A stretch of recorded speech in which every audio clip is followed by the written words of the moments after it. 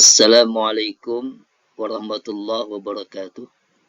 Bismillah, alhamdulillah, wassalatu wassalamu ala rasulillah wa ala alihi wa sahbihi wa mawalah la hawla wa la quwata illa billah wa ba'du. Pada kesempatan kali ini kami Yahya Kurniawan dan Lukmanul Hakim ingin menyampaikan tugas dari mata kuliah Pasca Sarjana Universitas Muhammadiyah Surabaya pada mata kuliah Metodologi Penelitian Pendidikan Islam. Adapun tema yang akan kami bawakan yaitu metode penelitian, research and development, yaitu R&D dalam pendidikan Islam, dengan dosen pengampu yaitu Dr. Muhammad Arfan Muammar, MPD. Sebelumnya, kami akan menyampaikan pendahuluan dari pembahasan materi ini. Untuk meningkatkan kualitas pendidikan, termasuk pendidikan Islam, salah satu upaya untuk meningkatkan kualitas pendidikan tersebut adalah dengan kegiatan penelitian, khususnya penelitian dalam pendidikan Islam. Ini dilakukan agar masalah-masalah dalam pendidikan dapat ditemukan solusinya. Selain itu pula dapat ditemukan sesuatu yang terbarukan, yang lebih inovatif dalam bidang pendidikan. Penelitian dan pengembangan atau research and development ini yang dilakukan dalam pendidikan Islam lebih kepada pengembangan produk media pembelajaran. Itu pun masih jarang sekali. Persoalannya adalah kebanyakan guru mata pelajaran PAI masih bertahan dengan metode konservatif dan sulit untuk mengintegrasikan mata pelajaran PAI dengan realitas sosial atau realitas ekonomi, bahkan integrasi dalam bidang sains dan teknologi. Nah, ada beberapa jenis penelitian yang dapat dilakukan. Salah satunya adalah penelitian yang bergenre atau jenis penelitian, yaitu Research and Development atau R&D, yang terjemah bahasa Indonesianya adalah penelitian dan pengembangan. Berikutnya, kami akan sampaikan tentang sejarah munculnya R&D ini dalam pendidikan.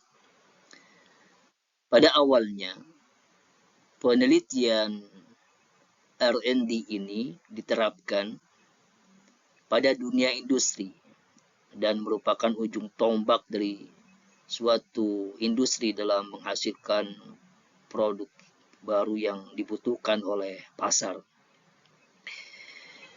Hampir 4% biaya digunakan untuk penelitian ini, bahkan untuk bidang-bidang tertentu seperti komputer dan farmasi, alokasi biayanya dapat melebihi 4%. Sebagaimana disampaikan oleh Borg and Gall pada tahun 1989. Sedangkan dalam bidang sosial dan pendidikan, peranan R&D ini masih sangat kecil, yaitu kurang dari 1% dari biaya pendidikan secara keseluruhan.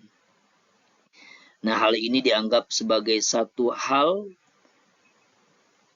alasan yang utama mengapa kemajuan dalam bidang pendidikan ini agak tertinggal jika dibandingkan dengan bidang-bidang lain. Nah, dalam dunia pendidikan, R&D ini mulai diperkenalkan pada sekitar tahun 1960-an.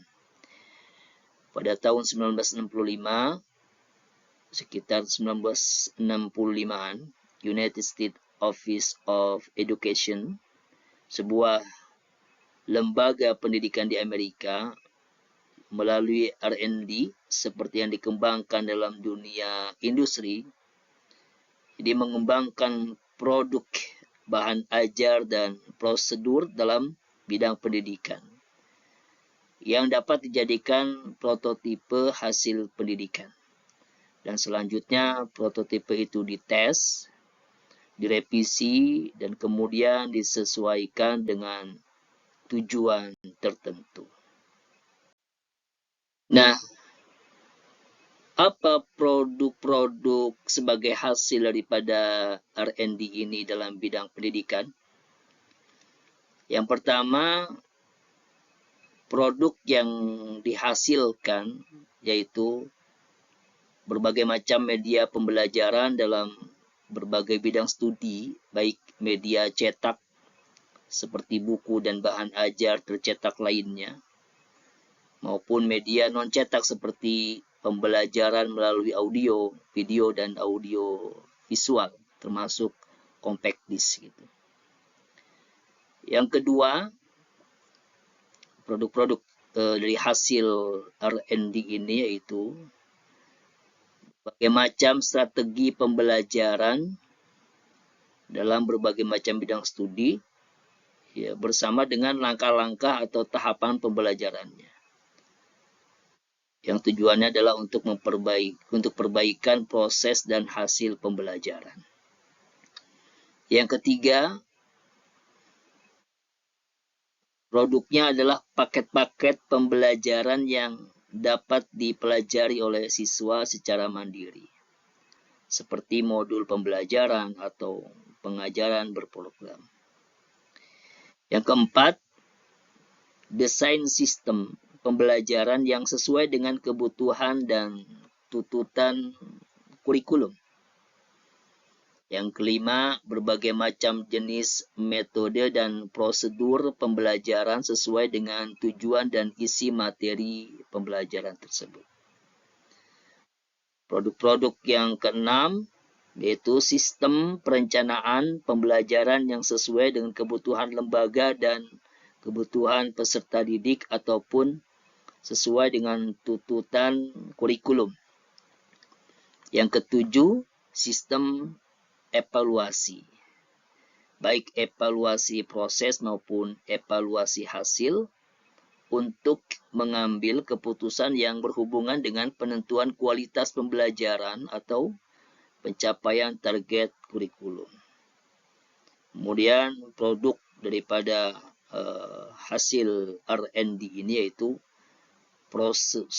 prosedur penggunaan fasilitas-fasilitas pendidikan seperti laboratorium, micro-teaching, termasuk prosedur penyelenggaraan praktek mengajar dan lain sebagainya. Inilah produk-produk hasil daripada penelitian R&D ini dalam bidang pendidikan. Berikut ini akan kami sampaikan pentingnya metode penelitian dan pengembangan atau R&D dalam ilmu pendidikan. Yang pertama, metode penelitian dan pengembangan telah banyak digunakan pada bidang-bidang ilmu alam dan teknik, namun demikian metode ini bisa juga digunakan dalam bidang ilmu sosial seperti psikologi, sosiologi, dan juga pendidikan, manajemen, dan lain sebagainya. Kemudian yang kedua, pentingnya metode R&D ini adalah penelitian-penelitian di bidang pendidikan umumnya tidak diarahkan pada pengembangan suatu produk, tetapi ditujukan untuk menemukan pengetahuan baru berkenaan dengan fenomena-fenomena yang bersifat fundamental serta praktik-praktik pendidikan. Nah, penelitian fenomena-fenomena yang bersifat fundamental pendidikan dilakukan melalui penelitian dasar atau basic research ya. Sedangkan penelitian tentang praktek pendidikan dilakukan melalui penelitian terapan atau applied research ya.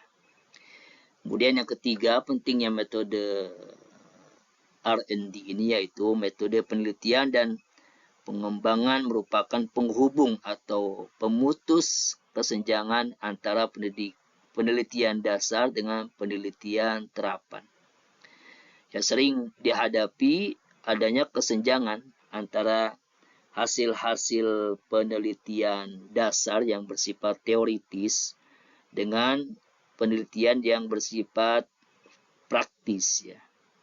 Nah, kesenjangan ini dapat dihilangkan atau disambungkan dengan penelitian dan pengembangan. Seperti yang telah disampaikan tadi bahwa awalnya penelitian yang bergenre R&D ini adalah awalnya dilakukan pada bidang industri. Tetapi kemudian penelitian metode R&D ini bisa dilakukan dalam bidang pendidikan. Maka dalam bidang pendidikan ya, metode R&D ini memiliki karakteristik yang khusus. Yang pertama, R&D bertujuan untuk menghasilkan produk dalam berbagai aspek pembelajaran dan pendidikan. Yang biasanya kan produk tersebut diarahkan untuk memenuhi kebutuhan-kebutuhan tertentu di dalam bidang yang lainnya, terutama dalam bidang industri. Ya. Yang kedua, karakteristiknya yaitu proses pelaksanaan R&D diawali dengan studi atau survei. Ya. Pendahuluan yang dilakukan ini untuk memahami segala sesuatu yang terlaksana di lapangan sesuai dengan objek pengembangan yang dapat digunakan. Nah, survei pendahuluan diperlukan sebagai dasar dalam pengembangan desain. Survei pendahuluan dilakukan dengan studi lapangan dan studi kepustakaan.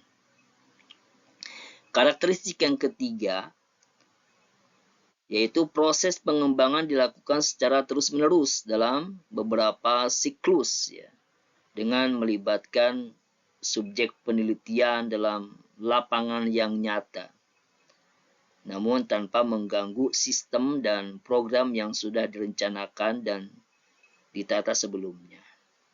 Nah, oleh sebab itu, dalam proses pelaksanaannya menggunakan action research, yang merupakan metode penelitian yang sering digunakan. Nah, dengan menggunakan instrumen penelitian, catatan lapangan, dan catatan observasi. Ya. Kemudian karakteristik yang keempat adalah pengujian validasi dilakukan untuk menguji keandalan model hasil pengembangan. Baik keandalan dilihat dari sisi proses pembelajaran atau validasi eksternal, maupun keandalan dilihat dari sisi hasil belajar atau validasi internal. Subjek penelitian yang terlibat dalam pengujian validasi adalah subjek di luar pengembangan yang terdiri atas subjek berkategori kurang, sedang, dan baik. Nah, kemudian yang kelima, karakteristiknya R&D dalam penelitian pendidikan ini adalah R&D tidak menguji teori tertentu atau menghasilkan prinsip atau dalil atau hukum. Namun walaupun menghasilkan teori atau menghasilkan prinsip, dalil atau hukum, itu terkait ya berkaitan, pasti berkaitan dengan apa yang sedang dikembangkan. Nah, apa sih pengertian metode penelitian dan pengembangan tersebut? Ya, atau research and development, ya. Yang pertama, menurut Profesor Dr.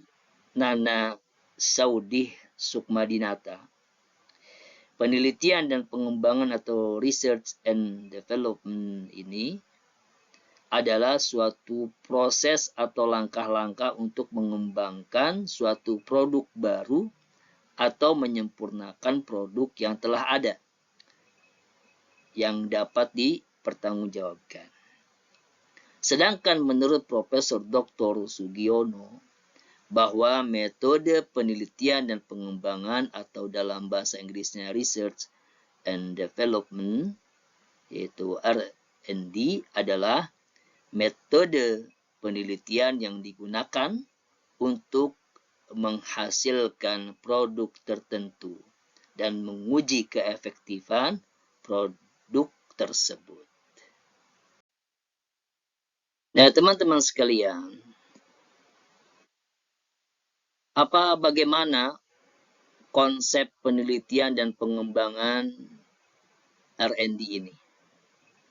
Konsepnya yaitu tahapan proses dalam penelitian dan pengembangan biasanya membentuk siklus yang konsisten untuk menghasilkan suatu produk tertentu sesuai dengan kebutuhan, yaitu melalui langkah desain awal produk, kemudian diuji coba ya produk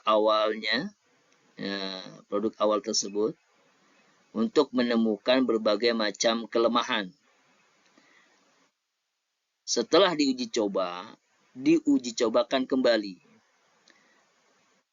Kemudian terus diperbaiki sampai akhirnya ditemukan produk yang dianggap ideal. Sesuai dengan apa yang diinginkan oleh peneliti. Nah, dari konsep di atas, maka penelitian research and development ini menggunakan 3 metode. Yang pertama, metode penelitian deskriptif. Ini digunakan dalam penelitian awal untuk menghimpun data tentang kondisi yang ada. Kondisi tersebut mencakup yang pertama, kondisi produk-produk yang telah ada sebagai bahan perbandingan atau bahan dasar untuk produk yang akan dikembangkan. Yang kedua, kondisi pihak pengguna seperti sekolah, guru, kepala sekolah, siswa, serta pengguna lainnya. Kemudian yang ketiga, kondisi faktor-faktor pendukung dan penghambat pengembangan dan penggunaan dari produk yang akan dihasilkan. Mencakup unsur manusia, sarana, prasarana, biaya, pengelolaan, dan lingkungan. Nah, metode yang kedua yaitu metode evaluatif. Nah, ini digunakan untuk mengevaluasi proses uji coba pengembangan suatu produk. Nah, produk dikembangkan melalui serangkaian uji coba berdasarkan temuan-temuan hasil uji coba yang diadakan penyempurnaan. Nah, metode yang ketiga dari konsep research and development ini yaitu metode eksperimen. Metode eksperimen ini digunakan untuk menguji keampuhan dari produk yang dihasilkan. Walaupun dalam tahap uji coba telah ada evaluasi atau pengukuran, tetapi pengukuran tersebut masih dalam rangka pengembangan produk. Belum ada kelompok pembanding. Nah, dalam eksperimen telah diadakan pengukuran selain pada kelompok eksperimen juga pada kelompok pembanding atau kelompok kontrol. Ya. Nah itu, jadi ini adalah 3 metode yang digunakan dalam penelitian R&D. Nah, kemudian teman-teman, bagaimana langkah-langkah metode penelitian dan pengembangan atau R&D ini? Nah, menurut Profesor Dr. Sugiono tahun 2010, bahwa langkah-langkah dalam metode penelitian pengembangan ini atau R&D ini yaitu yang pertama, potensi dan masalah. Jadi penelitian R&D ini berawal dari adanya potensi atau masalah. Nah, potensi dan masalah yang dikemukakan dalam penelitian harus ditujukan dengan data yang empirik. Jadi ada data-datanya yang empirik gitu ya. Kemudian yang kedua, langkah yang kedua adalah mengumpulkan informasi atau data-data ya. Setelah potensi dan masalah dapat ditunjukkan secara faktual dan up to date ya. Kemudian yang ketiga, langkah yang ketiga adalah desain produk. Ya, produk yang dihasilkan dari penelitian dan pengembangan ada banyak macamnya. Desain produk harus diwujudkan dengan gambar atau bagan, sehingga dapat digunakan sebagai pegangan untuk menilai dan membuatnya. Nah, serta akan memudahkan pihak lain untuk memahami produk yang kita hasilkan tersebut. Kemudian langkah yang keempat adalah validasi desain. Validasi desain ini merupakan proses kegiatan untuk menilai apakah rancangan produk ya, dalam hal ini sistem kerja baru secara rasional akan lebih efektif dari yang lama atau tidak. Gitu. Kemudian yang kelima, langkah yang kelima adalah revisi desain. Nah, setelah desain produk divalidasi melalui diskusi dengan pakar ya, dengan para ahli yang lainnya, maka dapat diketahui kelemahannya. Nah, kelemahan tersebut selanjutnya dicoba untuk dikurangi ya dengan cara ya merevisi. Nah, bagaimana caranya adalah dengan uji coba produk kembali. Ya. Maka langkah yang keenam adalah uji coba produk. Nah, desain produk yang telah dibuat tidak bisa langsung diuji coba dahulu. Pengujian dapat dilakukan dengan eksperimen, yaitu membandingkan efektivitas dan efisiensi sistem kerja lama dengan yang baru. Kemudian yang ketujuh, langkah yang ketujuh adalah revisi produk pengujian. Jadi revisi lagi produk yang telah diuji tersebut. Produk pada sampel yang terbatas tersebut menunjukkan bahwa kinerja sistem kerja baru ternyata yang lebih baik dari sistem yang lama. Perbedaan yang sangat signifikan tersebut sehingga sistem kerja baru tersebut dapat diberlakukan. Nah, maka kemudian langkah yang berikutnya adalah uji coba pemakaian. Yang kedelapan, setelah pengujian terhadap produk berhasil dan mungkin ada revisi yang tidak terlalu panjang, maka selanjutnya produk yang berupa sistem kerja baru tersebut diterapkan dalam kondisi nyata untuk lingkup yang lebih luas lagi. Ada langkah berikutnya lagi yang ke-9 yaitu revisi produk. Nah, revisi produk ini dilakukan apabila dalam perbaikan di kondisi nyata ternyata terdapat kekurangan dan kelebihan. Maka yang ke-10 kemudian pembuatan produk itu secara massal. Jadi pembuatan produk massal ini dilakukan apabila produk yang telah diuji coba tersebut dinyatakan efektif ya dan layak untuk diproduksi massal. Itu 10 langkah metode penelitian dan pengembangan atau R&D yang dikemukakan oleh Profesor Dr. Sugiono. Nah, ini lebih untuk memahami lebih jelas lagi, yaitu bagan langkah-langkah penelitian R&D.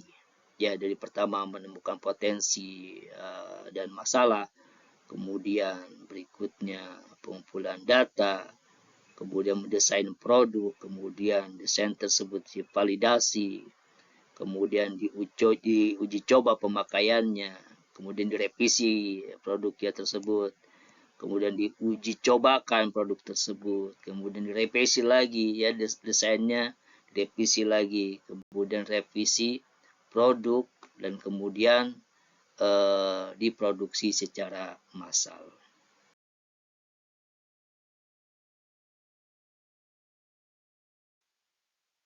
Nah, dalam penelitian atau metode penelitian R&D ini tentunya ada kelebihan dan kurangnya. Ya, kelebihannya adalah mampu menghasilkan produk atau model ya yang memiliki validasi tinggi, karena produk ini dihasilkan melalui serangkaian uji coba di lapangan serta validasi yang dilakukan oleh ahli.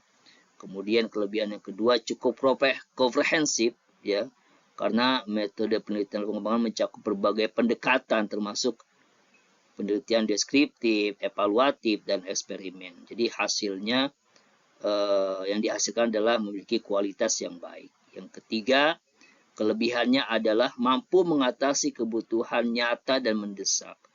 Di penelitian R&D ini dapat mengatasi kebutuhan yang betul-betul mendesak, terutama dalam konteks bisnis ya, gitu. Untuk keuntungan finansial dan sebagainya ya.